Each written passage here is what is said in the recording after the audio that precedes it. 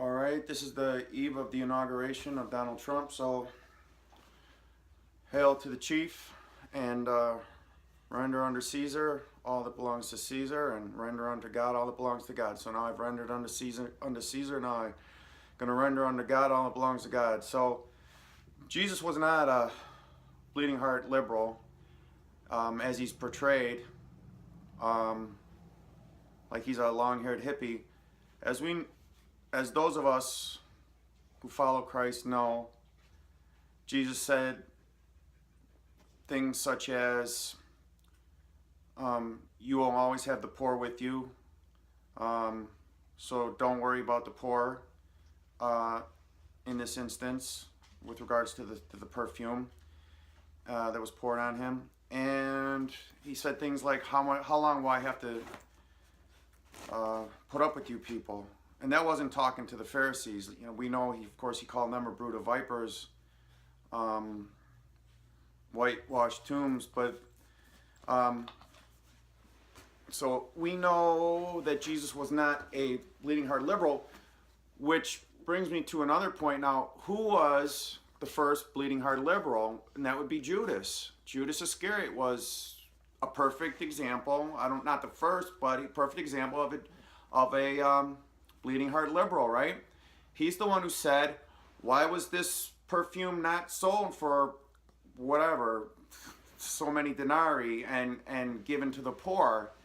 And then we find out in the Gospel of John that he said that because he was a thief and he was in charge of the money bag and he would steal from it.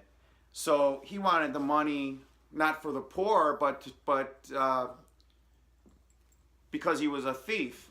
And then he turned around when Jesus said, you will always have the poor, but you will not always have me. And then he turned around and betrayed Jesus for 30 pieces of silver. So that's typical of a bleeding heart liberal, the people that we see who are protesting Trump right now.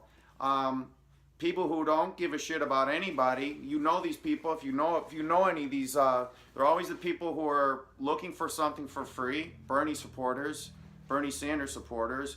They're always the one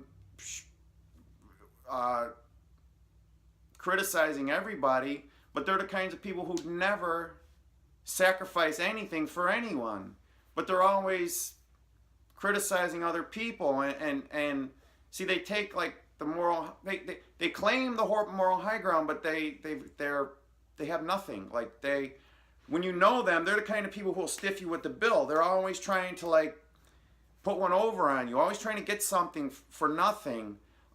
Because I know people like this who, no matter what you say to them, they love Obama, they love Biden, they love Jon Stewart, they love Bill Maher, they love smoking pot and watching TV and just getting high, drinking booze and just, whatever.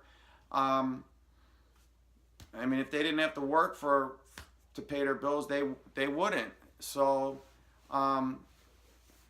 just keep that in mind.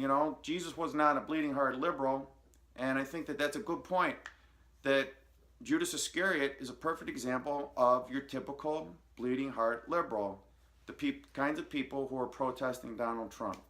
So, just a point I wanted to make, and it's a good point to make.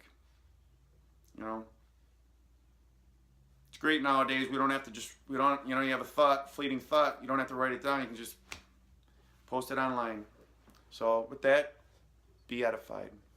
The United States of America is the only major country on earth that does not guarantee health care to all people as a right. Canada does it. Every major country in Europe does it. Do you believe that health care is a right of all Americans, whether they're rich or they're poor? Should people, because they are Americans, be able to go to the doctor when they need to, be able to go into a hospital because they are Americans?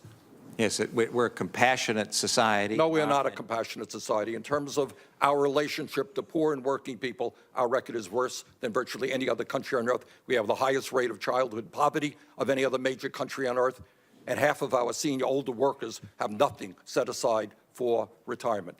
So I don't think compared to other countries we are particularly compassionate. But my question is, in Canada, in other countries, all people have the right to get health care. Do you believe we should move in that direction? If you want to talk about other countries' health care systems, there are consequences to the decisions that they've made, just as there are consequences to the decision that we've made.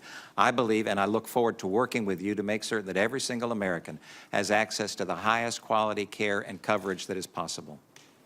Has access to does not mean that they are guaranteed health care. I have access to buying a $10 million home. I don't have the money to do that. And that's why we believe it's appropriate to put in place a system that gives every person the financial feasibility to be able to purchase the coverage that they want for themselves and for their family. Again, not what the government forces them to buy. Yeah, but if they don't have any, well, that's a longer story. Thank you very much. Thank you. It's also been insinuated that America is this horrible, rotten place, you know, that we don't have compassion, and I guess by extension the physicians don't.